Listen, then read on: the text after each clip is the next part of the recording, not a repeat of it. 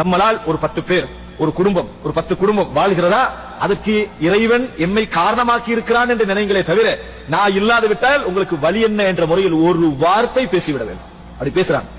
நான் என்ன கஷ்டத்துல உங்களுக்கு தருகிறேன் தெரியுமா, எப்படி பட்டு தருகிறேன் தெரியுமா, மற்ற குடும்பங்களை நீங்க பாத்தீங்களா, இப்படி என்றெல்லாம் பேசக்கூடியவர்கள் இருக்கிறார்கள். அத்தனை நன்மைகளை ஒரே செகண்டில் என்ன செய்கிறார்கள், அழித்து விடுகிறார்கள். அதனால்தான் இஸ்லாம் எங்களுக்கு சொல்லித் தருகிறது, நீங்கள் தர்மம் செய்துவிட்டு சொல்லிக்காட்டி தொந்தரவு படுத்துகின்ற தர்மங்களை விட நல்ல வார்த்தை சொல்வது சிறந்தது.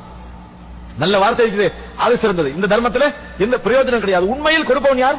அல்லாஹ் ரப்பல் ஆலமீன். வமா மின் தாபத்தின் ஃபில் அர்தி இல்லா அலல்லாஹி ரிஸ்குஹா வ யஅலமு முஸ்தகர்ரஹா வ முஸ்தௌதஹா. இந்த உலகத்திலே உள்ள எந்த ஒரு உயிரினமாக இருந்தாலும் ரிஸ்க் கொடுப்பது அல்லாஹ்வுடைய கடமை, அல்லாஹ்வுடைய பொறுப்பு. அல்லாஹ் கொண்டு வந்து சேர்ப்பான். எங்களை காரணமாக்கி இருக்கான். அல்லாஹ் தஆலா என்ன செய்யணும், நம்ம அல்ஹம்துலில்லாஹ் என்று சொல்லணுமே ஒழிய ஒரு சின்ன செயல்பாட்டில் கூட என்னால் தான் இவர்கள் என்ற இடத்துக்கு நீங்க என்ன செய்ய வேண்டாம், காட்டிக்கொள்ள வேண்டாம். என்னால் தான் நீங்கள் கொடுத்து விட்டவர்கள் உங்களோடு சந்தோஷமாக பேசுகிறார்களா, உங்கள் உள்ளம் அதனால கணங்குகிறதா, மகிழ்ச்சி அடைகிறதா, அந்த மகிழ்ச்சி மூலம் இறைவனிடத்திலே பாவ மன்னிப்பு கேளுங்க.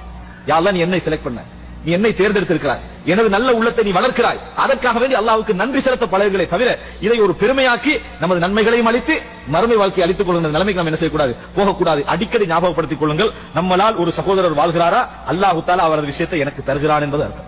அவரதை எனக்கு தருகிறான். அல்லாஹ்வுக்கு அதை நேரடியாக இன்னொரு மூலம் என்ன செய்யலாம், கொடுக்கலாம். என்னை பயன்படுத்தாமலே அல்லாஹ் கொண்டு போய் சேர்க்கலாம். என்னை அல்லாஹ் தேர்ந்தெடுத்ததுக்காக அல்லாஹ்வுக்கு என்ன செய்ய வேண்டும், நன்றி செலுத்த வேண்டும்.